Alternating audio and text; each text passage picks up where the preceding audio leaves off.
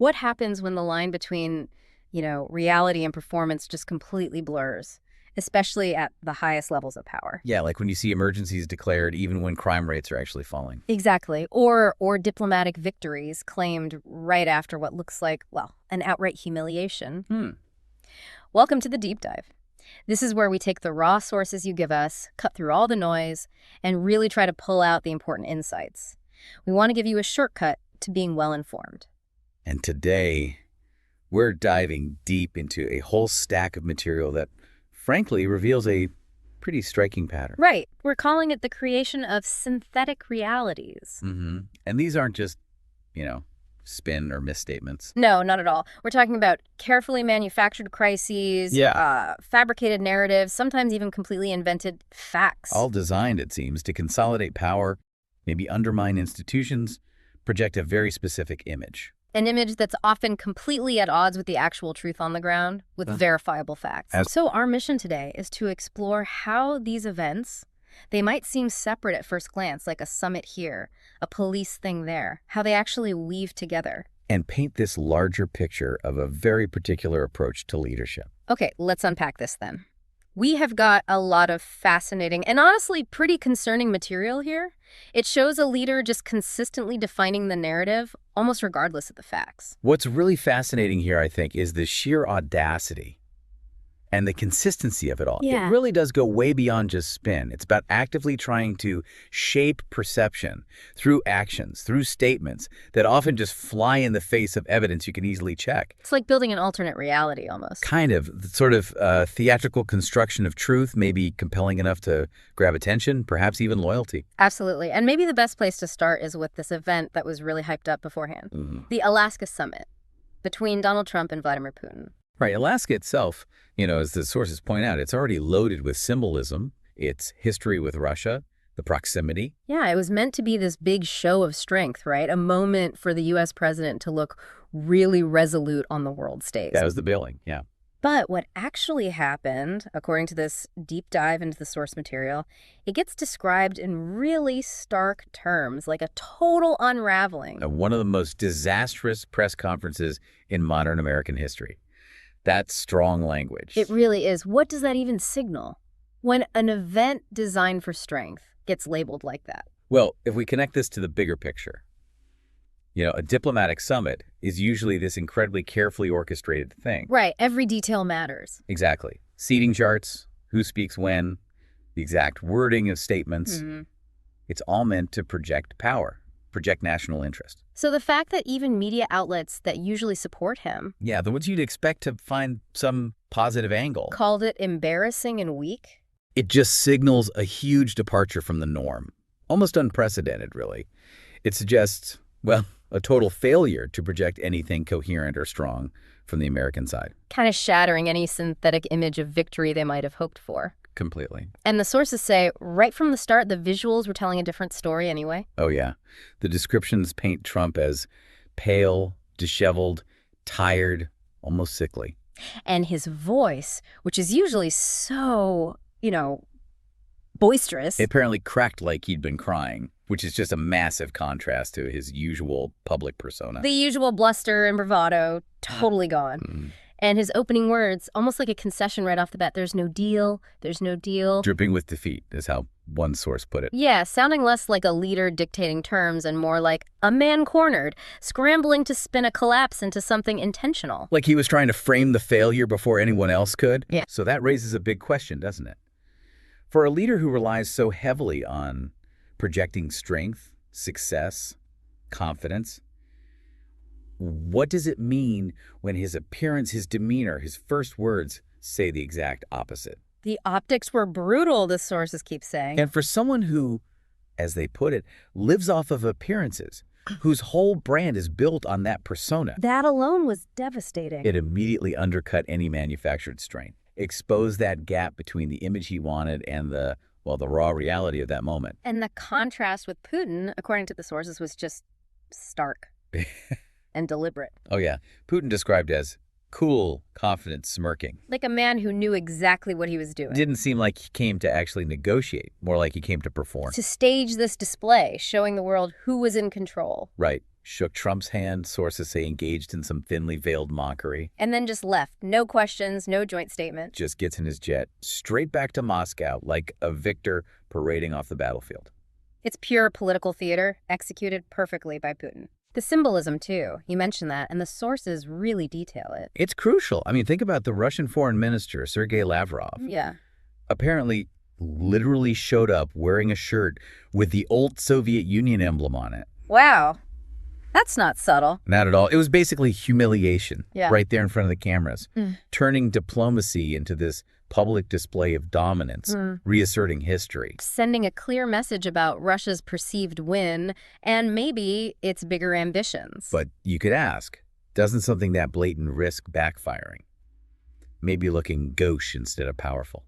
That's a great question. Because, yeah, it might seem heavy-handed to some observers, but for Putin's target audience, probably both at home and internationally, it likely served its purpose perfectly. Yeah. A clear signal of confidence. And his taunts weren't just symbolic shirts, right? No, definitely not. He leaned into the microphone, apparently, for everyone to hear and said, maybe next time we meet in Moscow. And instead of a sharp comeback or asserting American leadership or even just brushing it off, Trump apparently fumbled, stuttered. And admitted what? Oh, I'll get a little heat on that one. Yeah. That's not strength, as the source says. It's a man being toyed with in real time. A public trolling that Trump just seemed to swallow. More worried about the politics back home than the immediate diplomatic posture. Exactly. It exposed this vulnerability. Like, he was thinking more about his base than asserting American interests right there. Yeah. A public capitulation, really. Yeah. The synthetic strongman image just vanished. And the summit itself, it just ended. Yeah, really quickly. Unexpectedly so. The planned lunch, canceled. Press locked out.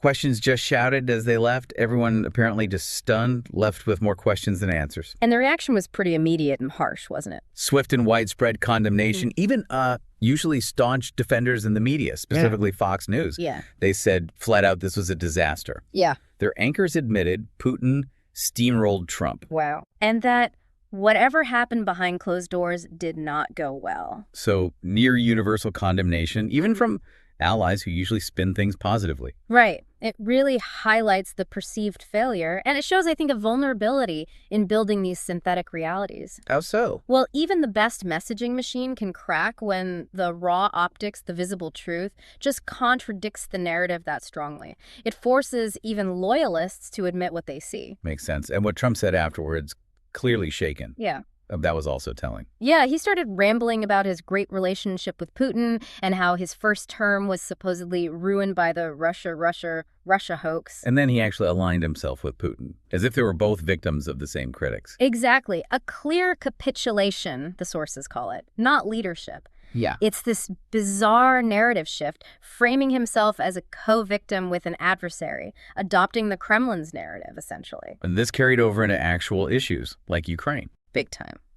Putin apparently rewrote the narrative on Ukraine, painted Russia as a victim, Ukraine as just a brotherly nation. While signaling his intent to basically erase Ukraine's independence, framing it as internal. Right. And crucially, Trump was just silent, offered not a word of pushback. That silence is powerful, isn't it? It's almost like consent, allowing Putin's fabricated story to just stand there, unchallenged. And then Putin delivered another little jab. What was that? Speaking sort of poetically about Alaska's common heritage with Russia, mentioning Orthodox churches, Russian place names. Given Russia's simmering fantasy about reclaiming Alaska, that's a direct taunt on American soil. Exactly. A reminder of a historical claim. And again, the sources emphasize Trump, no pushback, nothing. Just silence, letting Putin's symbolic points land without challenge. But here's where it gets really interesting, potentially undermining Trump's own narrative. Okay. While Trump kept insisting no deal was made, trying to frame it as just a failed meeting. Putin hinted otherwise. Yeah, and the Russian ambassador later confirmed it.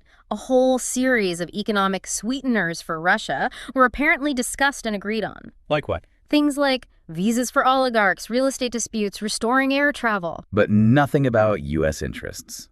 Human rights. Sources say not a shred, only business deals and favors for Putin's circle. So even in what Trump himself called a failure, Putin walked away with tangible gains. Leverage. Exactly. It shows how a fabricated narrative of failure can actually mask real wins for one side. The public truth completely detached from the actual outcome. How do they manage that? Maintain that contradiction without everyone seeing through it? Well, it seems to be about controlling the information flow, repeating your preferred version until it sticks. Remember, just days before, Trump was making these chest-thumping promises. Right. Severe consequences for Putin if things didn't change. Tariffs, punishments. But the sources say none of that materialized. He went in talking tough, walked out looking like he'd been chewed up and spit out, a total reversal. And this wasn't the first time, right? The source is connected to Helsinki. Yes, a direct and damning comparison to the Helsinki summit, where Trump famously sided with him over America's own intelligence agencies. Suggesting a consistent pattern. Putin plays a strongman, Trump folds, America loses face. Yeah, former diplomats are quoted saying Putin gave up nothing, got everything he wanted, a stage, legitimacy, and the image of Trump as a weakened man, and paid zero cost for it. That repeated pattern really solidifies the narrative of, well, successful manipulation by Putin. And the stakes here are just huge. For everyone. Absolutely. Sources emphasize the world is watching, NATO is watching, Ukraine is watching. When an American president looks weak next to Putin, when that narrative of American strength gets undermined so publicly, it sends a dangerous signal. Emboldens Russia. It potentially undermines alliances like NATO. Makes adversaries question U.S. strength and resolve. It's not just optics. It has real, profound geopolitical consequences. Okay, let's shift gears now from the international stage back home, because the sources suggest we see the exact same playbook domestically. This deliberate construction of, well, synthetic emergencies. Manufactured crises used for power grabs, for political leverage. Precisely. Take what our sources call the synthetic crime wave and the attempt to take over D.C. police. Right, and this was happening while Trump was actually facing a trial related to the Posse Comitatus Act. Yeah, in San Francisco. We'll get into that act more later. It's crucial. But yeah, while that's happening, he announces this big, flashy takeover of Washington, D.C. Federalizing the police, seizing control. That was the plan and the justification. An out-of-control crime rate, making these wild comparisons to places like Mexico City. Which the sources say were flat out false, just demonstrably inaccurate. And what's really fascinating, or maybe absurd, is the specific trigger they used publicly. What was it? The mugging of a 19-year-old staffer, nicknamed Big Balls, apparently. Seriously. A single mugging becomes the rationale for federalizing a city's police force. That single incident, amplified way out of proportion, became the knee-jerk response, the public reason for this massive federal intervention, despite all the data showing the opposite trend. It's amazing how easily one story, especially an emotional one, can be used to justify huge policy shifts, isn't it? Classic crisis narrative manufacturing. And then his team immediately starts bragging. 100 arrests since Monday. Sounds good on the surface. Quick action, getting results. Right, but you look at the numbers and it's just a deception. How so? Our sources show D.C. police averaged between 50 and 60 arrests per day before the feds stepped in. So 100 arrests by midweek is fewer. Exactly. It suggests arrests actually slowed down. It's classic manipulation. Yeah. Present selective data, out of context, create a false impression of success to justify the initial premise. So the important question is, how could they possibly justify such a drastic move, such an overreach, when the data clearly contradicted them? The facts are pretty clear. Crime in D.C. was already going down. Violent crime down about 30%. Overall crime down about a third. So this wasn't fixing a real crisis. No, it looks like hijacking a narrative for political theater. Aiming to embarrass Democratic leaders, maybe establish a different kind of control, a deliberate fabrication of an emergency for political gain. And the source makes a point about Trump's law and order claims versus his actions elsewhere, right? A really sharp contrast. He claims law and order, but then he pardoned violent January 6th rioters. People who brutally attacked police officers at the Capitol. Officers described it like hand-to-hand combat, reminding them of Fallujah.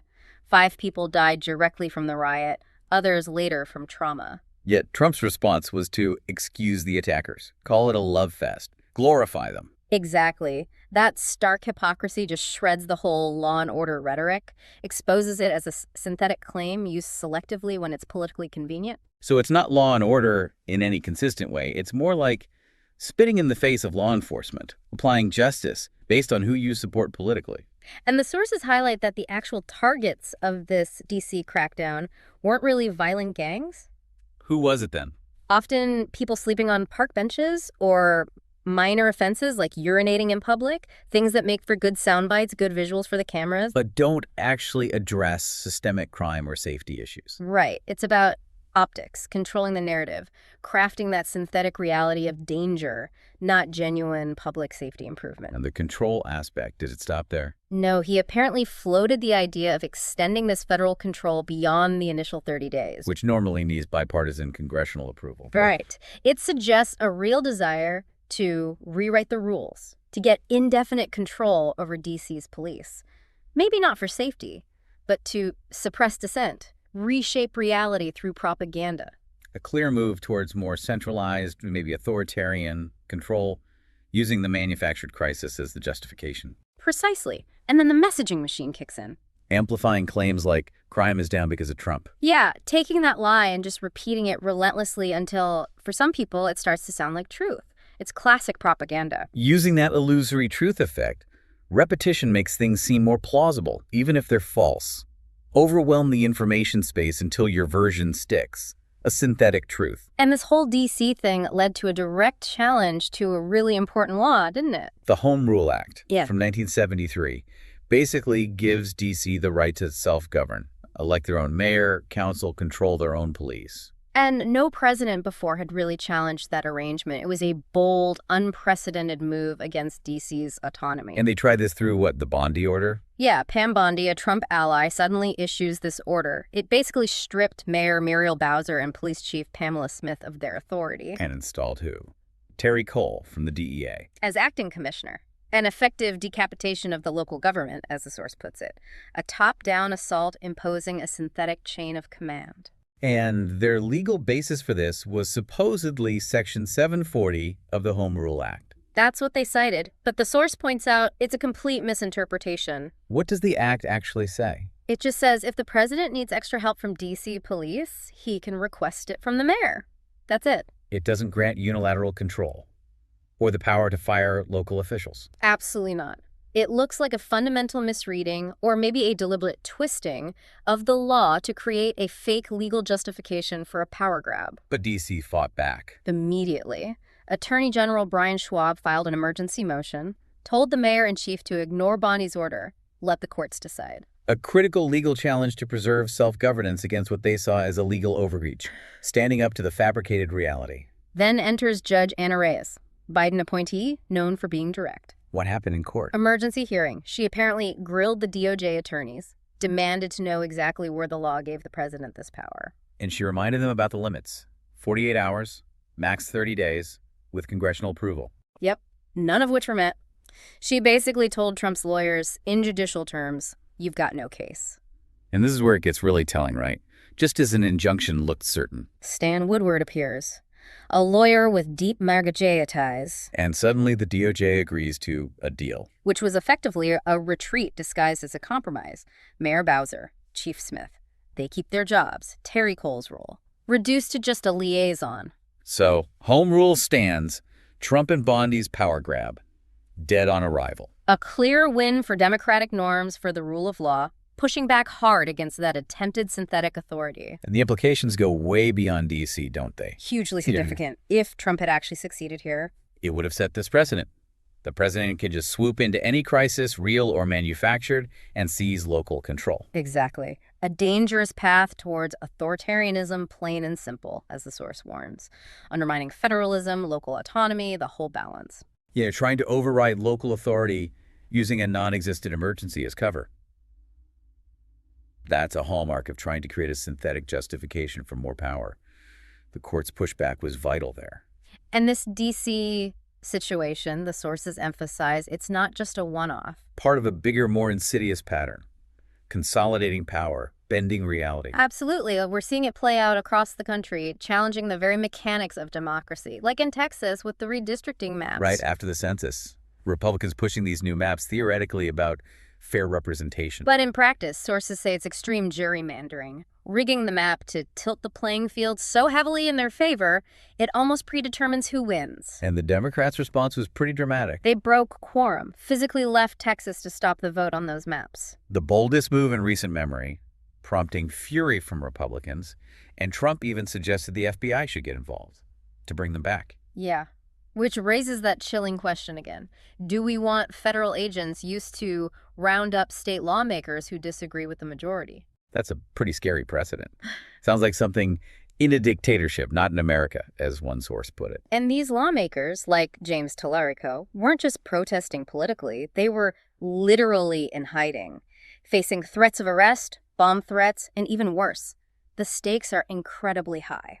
And the core issue, as Tallarico framed it, do voters choose their politicians, or do politicians choose their voters? That's the fundamental question, isn't it, about representative democracy. Gerrymandered maps can lock in political control for an entire decade, skewing elections before anyone even votes, fabricating electoral outcomes through map design. And another huge example, connected to the D.C. situation, is the challenge to the Posse Comitatus Act. Right. That crucial 19th century law basically says the U.S. military doesn't do domestic policing, period. Seen as that vital line between democracy and dictatorship, keeping military and civilian roles separate. Yet despite that clear law, Trump's administration deployed troops, federalized National Guard units into California, claimed emergency in cities like D.C., San Francisco, Portland. Painting them as hellscapes, full of chaos.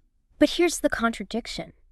His own people were simultaneously bragging about crime rates dropping, historic lows in murder rates in those same cities. Claiming chaos while celebrating safety. How does that work? It doesn't. And that contradiction is being ripped apart in that California trial right now. Witnesses from inside Trump's own administration are admitting under oath, no, we didn't see an emergency. No, we didn't think troops were necessary. A clear admission from inside that the crisis was manufactured. And here's the kicker. Trump wasn't responding to an organic crisis. He was creating one. How so? Sources say he admitted plans to expand these deployments nationwide, specifically targeting cities led by Democrats. While ignoring Republican-led cities that actually had higher murder rates. Exactly. It wasn't about safety. It was about optics, about power, about flexing muscle. A deliberate strategy. Create a synthetic reality of danger to justify overreach and intimidate opponents. And the source warns about normalizing these emergency declarations, right? Yeah. Even for trivial reasons. Yeah, it leads to this state where everything is crisis, which is historically when authoritarianism creeps in. And this power consolidation isn't just about police. It extends to meddling with redistricting, targeting universities and law firms that might push back. Firing officials like the head of the Bureau of Labor Statistics, slotting in loyalists ready to cook the books. It's systemic, bending reality across the board, creating a synthetic version of government. Even deploying the National Guard just to stroll around D.C. like security guards at the mall, walking past fancy boutiques, guarding Sephora. Sources frame that as purely about optics, creating the illusion of chaos. Not actual public safety. The irony being he sat on his hands on January 6th, refusing to act during a real emergency at the Capitol. The contrast couldn't be clearer. Aggressive action in a manufactured crisis, inaction in a real one. And the inflation spin is another example of this synthetic reality crafting. Prime example. Trump claimed, inflation is cooling right where we want it, painting this rosy picture. Despite wholesale inflation hitting its highest level in years, veggies up nearly 40%, beef up 80%. Right. It wasn't optimism. It was trying to drown the conversation in noise because the facts weren't good. Create an economic reality that fit the narrative, regardless of people's actual experience with rising costs. Governor Gavin Newsom in California is mentioned as pushing back hard against this stuff. Yeah, one of the few Democrats really showing real fire. Directly rebuking the gerrymandering, the power grabs. Even with Trump's federal agents stationed outside the venue. An intimidation tactic. Seems like it. Newsom framed it all as an assault on democracy. Warned that Trump's actions could lead to him running way beyond normal term limits, suggesting an intent to just keep extending power. Shows how crucial it is to actively push back against these synthetic realities being built. Okay, so after that Alaska summit, which experts almost universally called a catastrophe for U.S. foreign policy, Trump goes on Sean Hannity's show, and in this just striking display of detachment, he rates his private meeting with Putin a 10 out of 10, calls it amazing. A 10 out of 10. How did he justify that? Purely on vibes, basically. His words were, two big nuclear powers being friendly is a good thing. Wow. That's a profound disconnect from objective reality, isn't it? Yeah. How do you maintain that? What does it mean when that's broadcast nationally? Well, it raises that question again. When does a leader's assessment just become totally detached from reality? And what happens when that disconnect is aired unchallenged on TV? Because, as the sources rightly say, foreign policy is not about vibes. It's about actual outcomes, strategy, national interests. Dismissing concrete facts for a subjective, positive feeling, it feels like a key part of building that synthetic reality. Perception doesn't just beat fact, it replaces it, rewriting history for a receptive audience. And the interview got even more disturbing, didn't it? Yeah, sources call it chilling. Trump advises Ukraine, the country literally fighting for survival against Russia, to just make a deal and give in. Because they're weak and Russia is strong, in his words. Exactly. It's a direct parroting of Kremlin propaganda. Precisely what Putin would have wanted from that meeting. An American leader echoing the adversary's talking points on national TV, undermining an ally.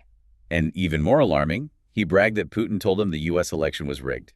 Yeah, claimed Putin insisted Trump really won in 2020. That's not just delusion, that's importing. Election lies directly from a hostile foreign leader, which is incredibly reckless for democratic stability. It's like getting foreign validation for domestic destabilization, blurring truth for political gain, weaving international disinformation right into the domestic synthetic reality. And when Hannity asked about those severe consequences Trump had promised for Putin, he basically shrugged it off, said something like, we don't need to think about consequences right now, maybe in 2 or 3 weeks. Just a complete lack of accountability, a willingness to just kick critical foreign policy down the road indefinitely. Creates this state of perpetual irresponsibility, right? Where actions don't seem to have immediate consequences. Reinforces that synthetic discourse where reality is deferred. He also floated some bizarre idea about showing up at another Russia-Ukraine meeting. Yeah, but then quickly added, I don't even really need to be there. So the spotlight, but not the responsibility. Just like it, prioritizing personal grandstanding over actual substantive engagement in complex negotiations. And then there was that claim about Middle East investment. This one is really something. Astonishing. Trump claimed countries like Qatar, Saudi Arabia, the UAE invested $17 trillion into America because of him. $17 trillion. That number is just grossly false. Qatar's entire economy is like $150 billion. UAE's maybe $440 billion. He just pulled a number out of thin air, and the source notes, Hannity just sat there nodding. No challenge. That's not just exaggeration. That's textbook fabrication of facts, creating data points completely divorced from reality to build that synthetic narrative. The sheer scale of the lie almost defies scrutiny. Then he claimed he'd personally negotiated deals on behalf of Ukraine. Even though Ukraine wasn't even in the room, Putin barred them. Exactly. Yet Trump walks out claiming progress for them. It's absurd, designed purely for propaganda victory, creating a synthetic diplomatic win where none existed and the actual stakeholders were excluded. He also claimed trade deals with all the countries in the world and invented something called a tariff shelf. Yeah, false claims and invented words and figures to fit the narrative. Not just bending facts, but creating entirely new fabricated concepts and presenting them as real policy wins, populating the synthetic reality with invented successes. And he seemed pleased. Putin apparently told him the U.S. is hot as a pistol. Yeah, a cowboy movie metaphor that Trump ate it up. Manufactured praise, even from an adversary, is welcomed if it fits the desired image of strength. Feeds the constructed persona. And then, typically, he attacked Obama. Veered right into it, bragging he gave Ukraine Javelin missiles, while Obama supposedly only gave them sheets. Classic rewriting history. No nuance, no accuracy.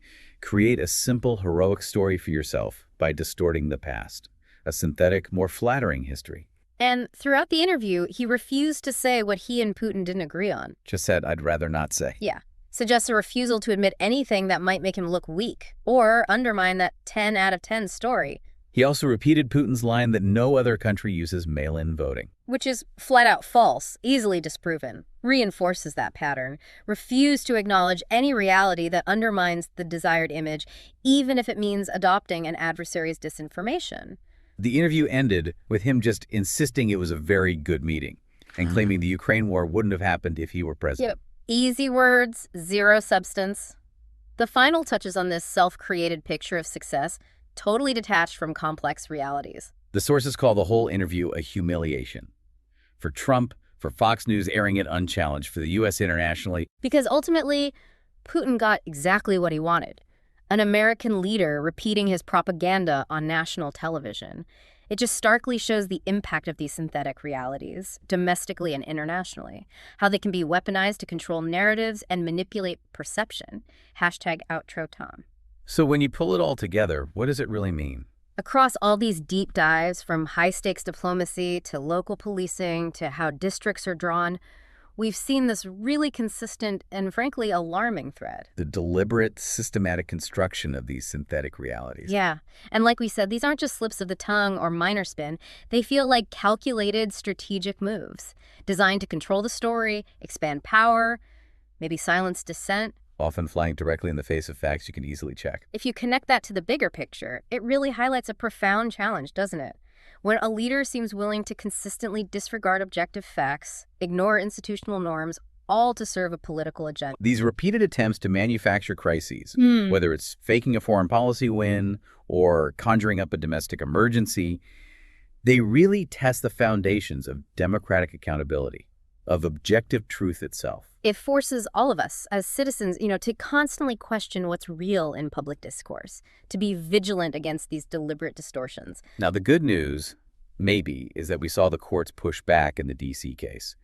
The data is often out there for people to find. Some voices are calling these things out. Absolutely. But the pattern really underscores how important public vigilance and discernment are. We're talking about our fundamental ability to make informed decisions when the information environment itself is being so deliberately, so audaciously distorted. It's a challenge to the very idea of a shared reality, which you kind of need for democracy to function, right? Definitely. So it leaves us with this final thought, maybe for you to mull over. In an era where reality itself can be wielded as a political tool, where illusions can be so skillfully crafted, what responsibility do we all have as individuals to sort the authentic from the synthetic? And maybe more importantly, how do we make sure our actions, our votes, our understanding of the world are grounded in substance, in verifiable facts, and not just based on a really well-engineered mirage? If this deep dive helped you connect some of those dots, maybe see the patterns across these stories, please do like, comment, and subscribe to The Deep Dive for more no-nonsense analysis. We'll keep trying to unravel these complex stories, help you cut through the spin. Until next time, stay sharp, stay informed.